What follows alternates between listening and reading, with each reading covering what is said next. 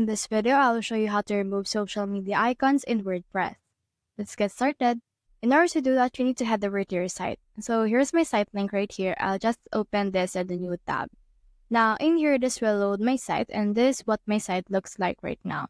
So if you want to remove the social icons, what I can do is I can click on this customize option that I have right here.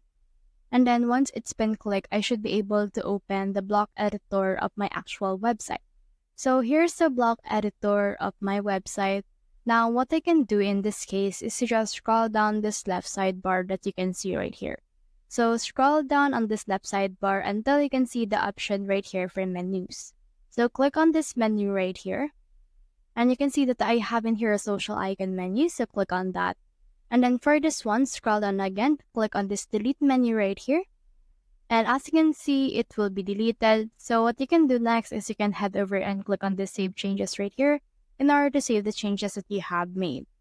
So that's the whole process. If you have found this video helpful, then leave a like, below, or subscribe because it helps reach more people. See you soon.